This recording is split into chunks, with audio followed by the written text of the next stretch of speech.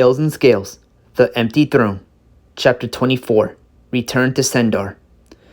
Truth be told, young Silvus, we have been attempting to contact the royal army to maintain order for the past 10 winters, yet we received no word from them. Arcus explains to Silvus, now back in the throne room with the other sages and high-ranking knights, including Eco, gathered in the center.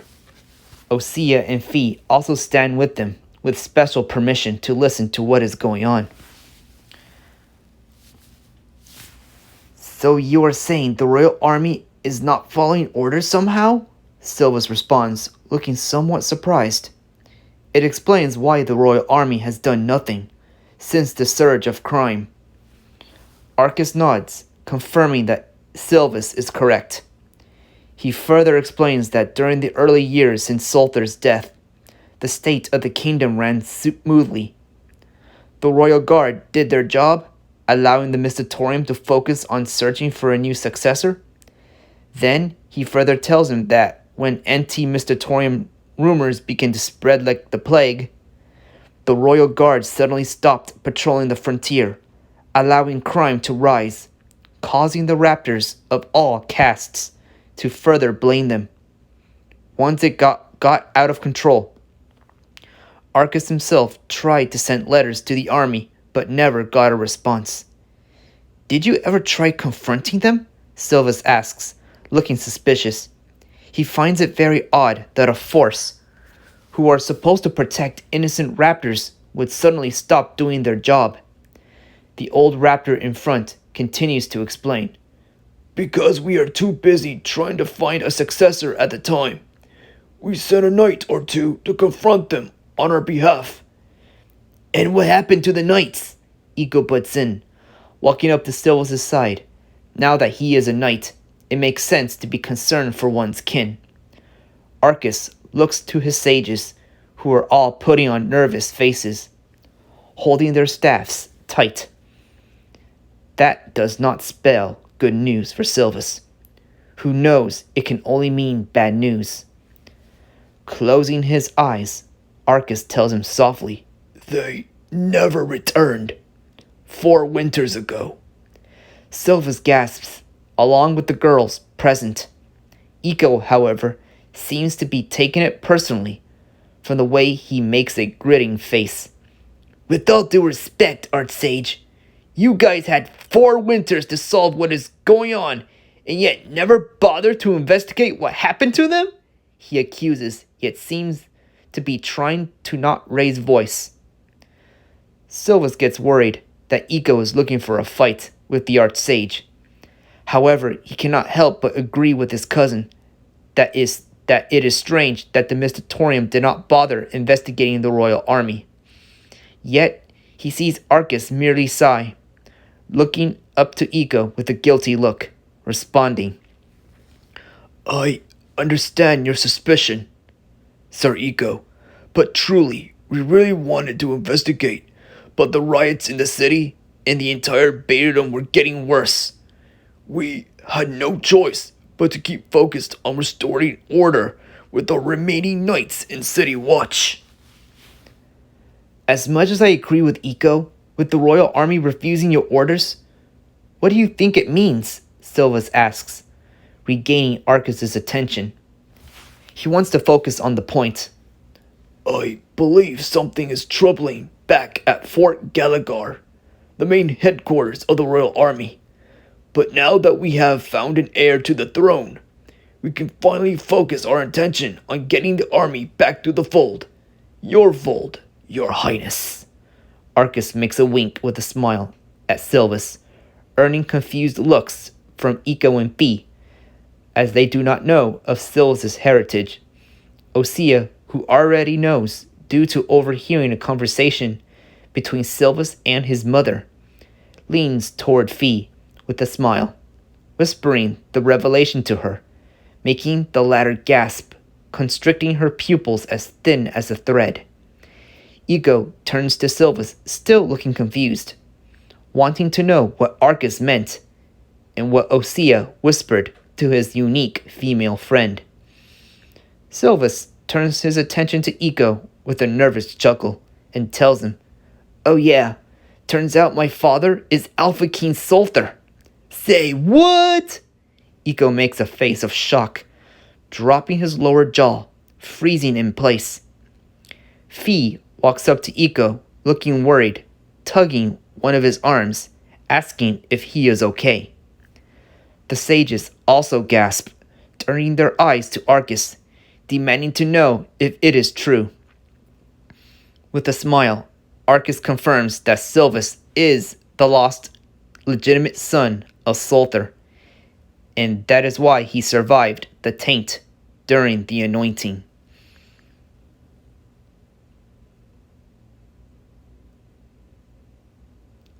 Well, with that out of the way, we better not waste any time. The remainder of my family is depending on us, Silvus excitedly shouts, with light in his eyes, along with a heroic smile, making Osea giggle in response. Before you go, I think you will need two things. Arcus turns his head and snaps his fingers. From the throne entrance, a female drone walks up with a familiar package in her arms. It is the package that Silvus had delivered during his journey. The drone continues to walk all the way to Silvus to kneel and bow at the same time, lifting up the package for him to take. Silvus turns his head to Arcus, giving him a curious look, with the latter telling him to open it. Silvus slowly uses his claws to unwrap the package and gasps. It turns out to be a big long sword.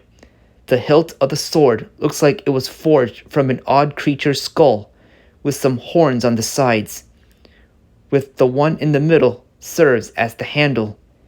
The shining blade seems to be carved into a shape looking like flames are coming out of the skull's mouth.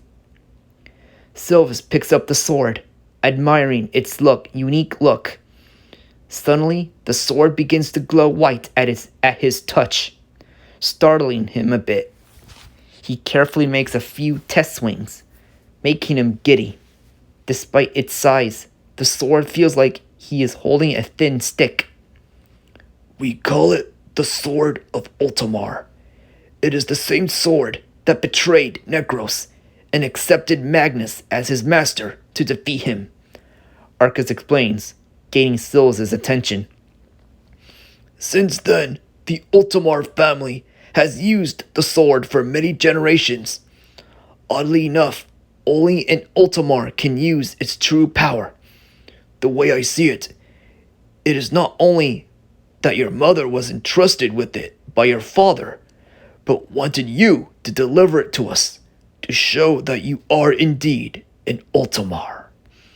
Arcus and his fellow sages bow to Silvus, greeting him as their new Alpha Prince, who could eventually become the new Alpha King. Silvus cannot help but feel a bit awkward. It is still hard for him to grasp the reality that he has been the lost heir the entire time. I know you guys are excited about my cousin being the heir and all, but what about the second thing you want to discuss? Iko blurts out, recovering from his trance. Arcus and the sages stand back up. The former turns his attention to Iko with a smile, commenting that he is glad he asked. As the daylight shines upon the main road in the neon forest, Silvus is riding in his usual traveling garments, with the sword of Ultimar on his back. On the same mount, Osea sits behind him, holding onto him carefully, while Iko rides next to him, talking non-stop about his cousin's claim to the throne.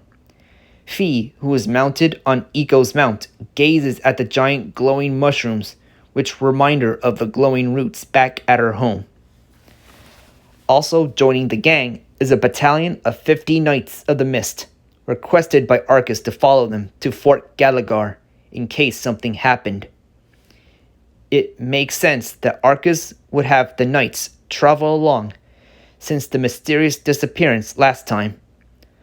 Among the 50 Knights, a female with a short sword gallops up between the pair, turning her face to Silvus, asking, Is it true? Is it true what my father said? Are you really the lost Ultimar heir? The knight's voice sounds like she is middle-aged, with hint of a tomboyish tone. With her helmet covering up her face, all that Silvus could see is a pair of feminine, pale white eyes. Why, yes it is, Lady Knight. And you are? Silvus confirms and asks back, wondering who the particular knight is. The knight takes off her helmet, revealing a purple-scaled she-raptor with a long light purple mane brushed to the side. Madam Pendra Gwynny the Seventh, at your service. Knight captain of this platoon, and daughter of the Archsage himself. The knight Gwynny brags a bit with a grin, pointing at herself.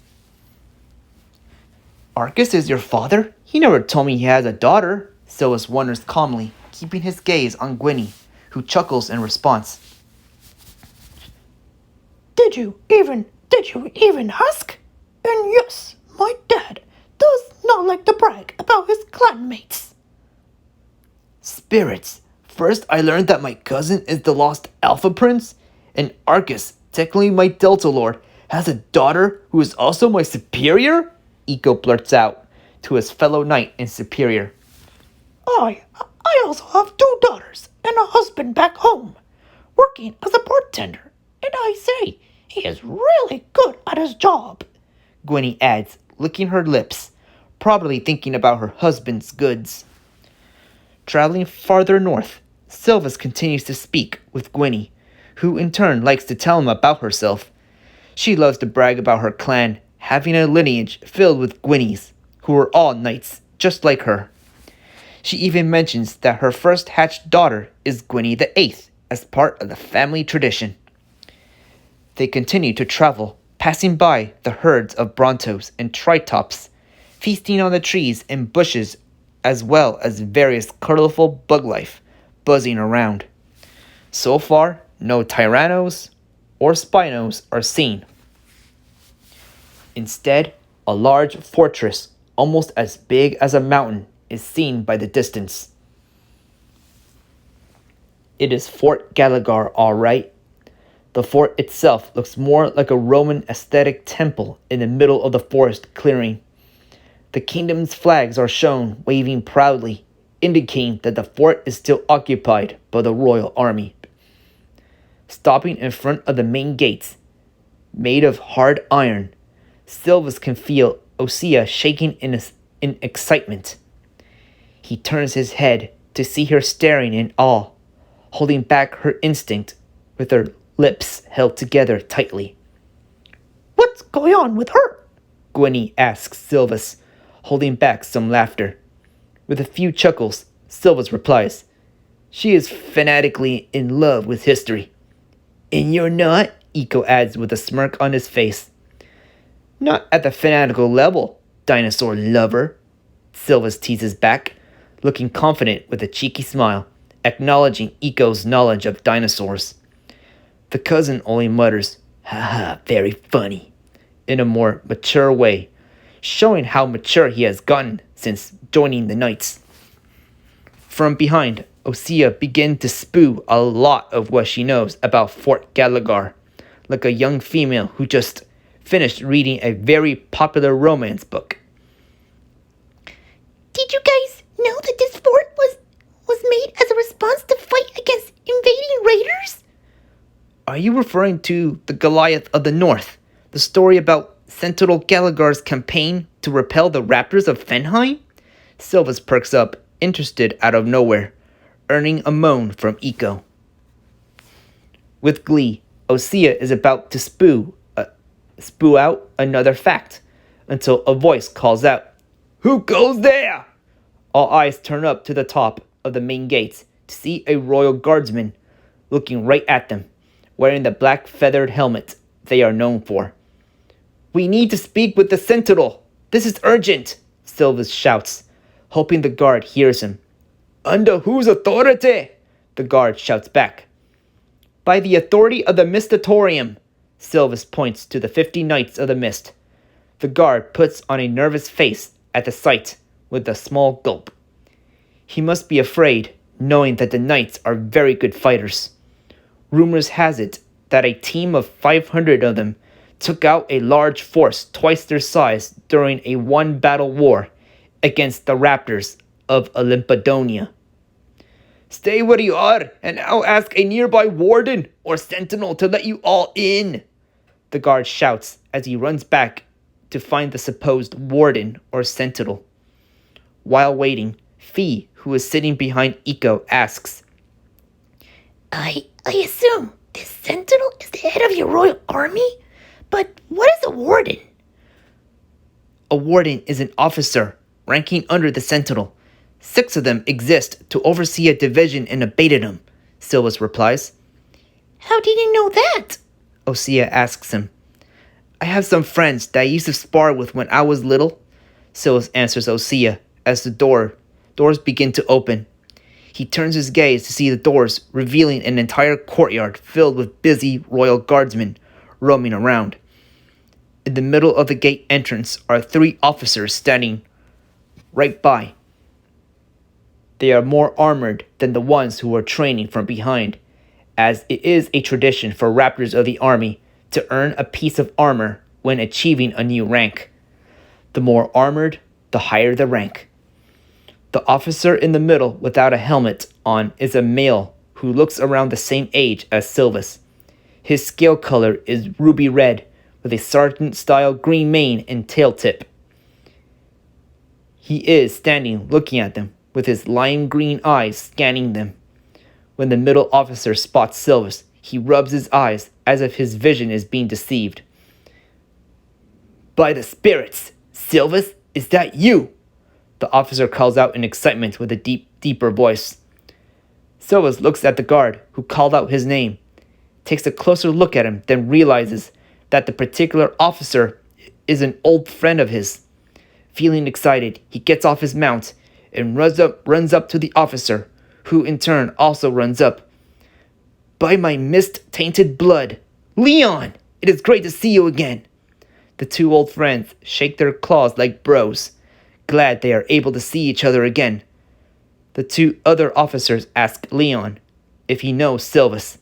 Leon tells them that he is an old friend and can be trusted, and commands them to go back to their business. Turning his attention back to Silvus, he replies back, looking proud. "Damn right, brother. It has been winter since me and my brother left Magalo to join the royal army. Guess time flies when you are a student of mistcraft like myself." Silvus points to himself, looking proud, earning a small laugh from Leon. Then Leon tells him to follow him in along with the other guests. Silvus turns his head to his friends and knights, gesturing his arm, signaling them to follow suit. They all enter the fort, closing the gates shut. They pass through the main courtyard, crowded by royal soldiers, training in the fields or patrolling the grounds. Silvus speaks with Leon about what is going on with the kingdom due to the lack of presence of the guard themselves, without telling him of his heritage, not wanting to draw unwanted attention. Looking frustrated, Leon puts a claw to his forehead as they stop by a large bronze statue of Sentinel Gallagher. Silvus can hear Osea gasp in amazement at her first sight of it, earning a pair of eye rolls from Fee, who stands beside her. "Oh, I heard about the crime, all right. Since becoming warden, the Sentinel for some reason is telling us not to get involved, which is odd." Leon speaks with suspicion in his voice, crossing his arms. "You're a warden already?"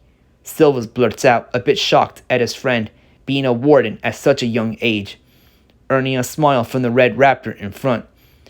"You could say during the early years, I proved myself to be a capable leader for my fellow soldiers." Leon looks up to the nearby keep of the fort, with his claws to his hips. "Or maybe the Sentinel is desperate to fill up the seats as soon as possible."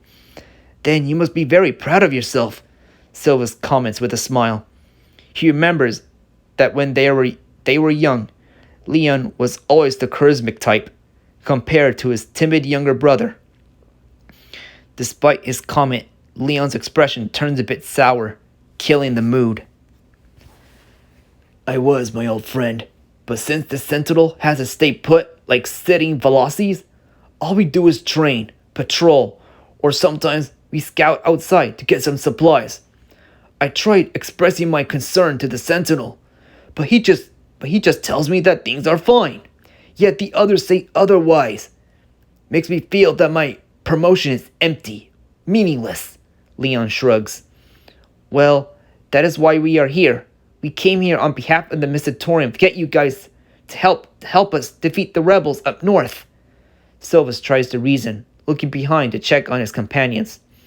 Osea is still gazing at the statue. Fee is checking out some of the royal soldiers with black dots on their snouts, wondering what they are. A royal guardsman walks up to Fee and explains that the ones with the dots are extraborns, as part of a recruitment program to be raised into the military. It involves a controversial breeding law that applies only to omegas, who can only have 2 hatchlings per family, while deltas and betas are allowed 4, and the alphas can have as many as they want. The only time an omega can have more is to marry a higher caste mate. If Silvus can remember what his old friend told him about military history long ago, the kingdom would force raptor families to give up a certain number of eggs until they fall to the legal limit. Such a law was made by Alpha Queen Nora, the daughter of Magnus, in order to refill the military ranks in order to fight the Fenheim Raptors. It does break his heart thinking about it. Not wanting to listen anymore, he checks on Eiko, Gwenny, and the knights, who are met by royal guardsmen asking for combat advice or autographs. Is that so? Well, you guys are not the first ones who came by, Leon states, snapping Silvus back to his intention. You mean a group of knights 4 winters ago? Silvus guesses softly, remembering what Arcus told him. With a nod, Leon explains. When I was still captain, the same knights came by, telling us they need to see the Sentinel on behalf of the Mystatorium. So the Sentinel complied, taking them to his office, only for them to somehow disappear the next day. Leon gets into thought, scratching his head. Come to think of it, I wonder if the Sentinel has something to do. Leon pauses his thought. His face seems to be best described as confused. Silvus asks him what is wrong, looking concerned, only telling him that he is fine. Leon decides to take Silvus along with him to meet with the Sentinel, while the others are told to wait around the courtyard. Gwenny, however, wants to join up with the boys to see the Sentinel herself. As Knight Captain, she probably believes it is her responsibility to ensure the safety of her fellow knights, especially the ones who disappeared. Leon leads Silvus and Gwenny into the main keep, to be greeted by a large rectangular room with hanging black flags and tapestries of Avalonia filled with high-ranking guards. As they cross the room toward a circular staircase, Silvus scans around the hordes of guardsmen, hoping to find a particular raptor. All he can see are faces on the guardsmen, looking nervous. Some take notice of him, whispering to each other, wondering who he is. Turning his gaze back to Leon, he asks, "Where's Nidus?" Climbing up to the 3rd floor, where the Sentinel's office and quarters is located. With a worried face, Leon replies as they walk through the hall. I honestly do not know. What I do know is that he and I were both getting suspicious about not getting orders to help innocent raptors. Then the next morning, my brother vanished. Just like that? Silvus asks Leon. I do not know. When I asked a fellow officer, he told me that the Sentinel needed him last night, demanding answers. I was going to confront him until I heard you guys near the gates. Leon's face is filled with worry. As an older brother, it makes sense for him to feel so. It is like what Silvus used to feel when trying to save his mother. Interesting. Just like the nights your little brother was taken to the Sentinel, never to return. Gwenny makes a connection, looking up, scratching her chin. To the two friends, she makes a good point. Perhaps to Silvus, maybe the Sentinel could be involved, not only with the disappearance, but maybe the lack of enforcement. They all approach the door to the Sentinel's office, where they briefly stop. Leon knocks on the door, hoping the Sentinel is around. Who is this? A grumpy old male voice calls out from the doors. Whoever the current Sentinel is, he does not seem like he wants any visitors. This is Warden Leon. I come here with guests seeking to meet with you. Fine, get in here now. Leon opens the door, letting Silvus and Gwenny enter. The office itself is loaded with hanging dino trophy heads on the walls, while the Sentinel himself stands by his desk, in front of a large map of the kingdom. The Sentinel is best described as a bald, middle-aged, gray male looking upset, with his claws behind his back. As the Sentinel, he is loaded with armor with a black cape to display the Sentinel's authority, answering directly only to the monarch. This better be important, Warden. And I swear, if this is another complaint about how I run things, get lost. From the Sentinel's tone of voice, Silvus immediately does not like him.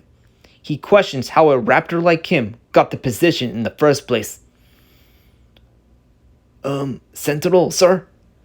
This is an old friend of mine, and a knight in the mist, who have come here on behalf of the Mystatorium to request... Who exactly are you, boy? The Sentinel cuts off Leon, rushing up to Silvus, giving him a stink eye. Gwenny puts her claw on the hilt of her sword, in case trouble happens to Silvus.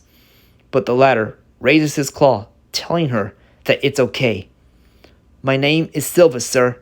I have come on behalf of the Mystatorium to request aid in stopping the rebels. Do they? The Sentinel scratches his chin, sounding unamused, yet seems surprised that Silvus did not get intimidated.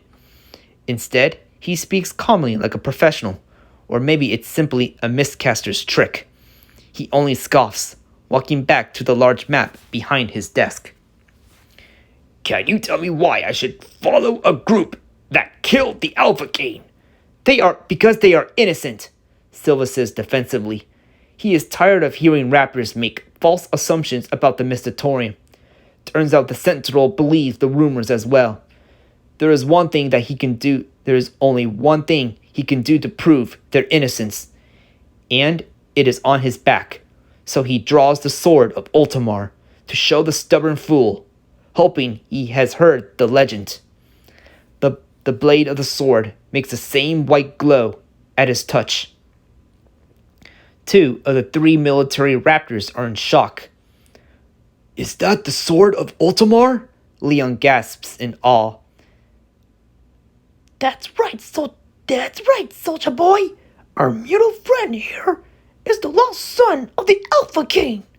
Gwenny confirms with a big smile and her claws to her hips, standing proud.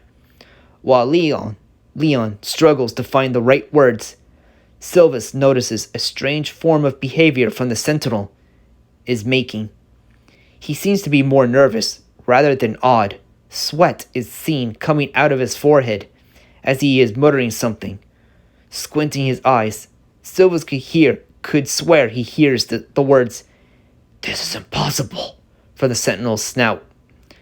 Silvus senses that he is hiding something. The Sentinel moves his eyes side to side and stammers, Even if you are the Alpha Prince, what do you even know of the safety of our troops?